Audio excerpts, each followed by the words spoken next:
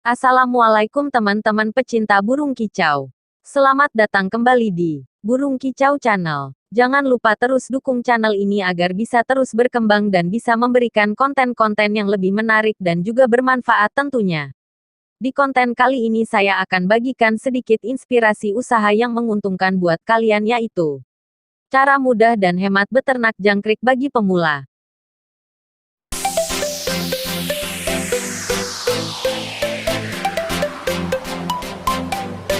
Ternak jangkrik kini banyak digemari masyarakat.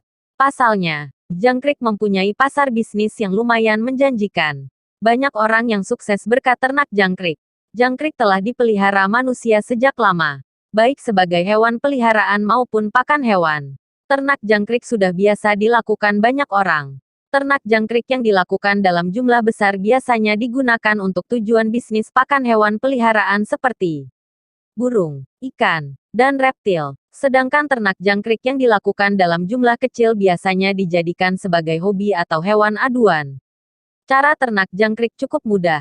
Dengan modal yang tak cukup banyak, Anda sudah dapat beternak jangkrik. Ada beberapa hal yang perlu diperhatikan dalam cara ternak jangkrik agar meraup banyak keuntungan. Berikut langkah-langkah beternak jangkrik. Langkah pertama yang harus dilakukan adalah menentukan lokasi. Berternak jangkrik haruslah mengetahui lingkungan yang disenangi oleh jangkrik. Jangkrik menyukai lokasi tenang, sunyi dan teduh serta mendapat sirkulasi udara yang baik untuk penyesuaian suhu ruangan. Hindari lokasi yang ramai dan bising seperti pasar atau jalan raya. Lingkungan yang jauh dari kegiatan manusia sangat digemari oleh jangkrik. Ruangan tempat ternak jangkrik tidak boleh terkena sinar matahari secara langsung namun jauh dari pepohonan agar dapat menyerap panas matahari secara bebas. Syarat lainnya adalah lingkungan ternak jangkrik harus jauh dari kandang ayam atau hewan lain yang dapat memangsa jangkrik. Langkah kedua yang harus dilakukan adalah membuat kandang jangkrik. Cara ternak jangkrik selanjutnya adalah membuat kandang jangkrik. Untuk membuat kandang jangkrik, buat kotak yang dari papan atau triplex dengan rangka dari kayu kaso atau kayu reng. Kotak tersebut dapat berukuran panjang 100 cm, lebar 60 cm dan tinggi 30-40 cm.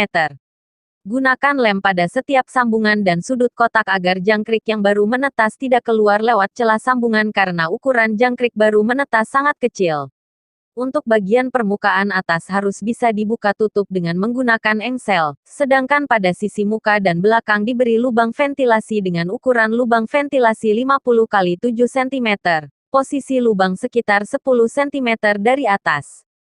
Ventilasi yang sudah dibuat lalu ditutup dengan kasa kawat ukuran halus agar jangkrik kecil tidak bisa kabur. Pada sisi pinggir diberi celah atau cantelan untuk pegangan gunanya untuk memudahkan mengangkat atau menggeser peti. Pada sekeliling sisi bagian dalam, kira-kira 10 cm dari atas, berikan isolasi plastik agar jangkrik tidak merayap ke atas dan juga pasang kaki-kaki pada keempat sudut peti, kira-kira tingginya 10 cm. Keempat kaki-kaki tersebut nanti akan diberi mangkuk yang diisi air atau cairan lain untuk mencegah hama seperti semut masuk ke dalam kandang. Kandang jangkrik juga bisa dibuat bersusun, misalnya 3 susun. Berikutnya langkah ketiga yang harus dilakukan.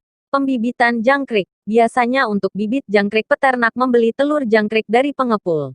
Untuk lebih hemat dan bisa menghasilkan keuntungan yang lebih besar, peternak juga bisa membibitkan sendiri dengan cara mencari bibit indukan yang bagus.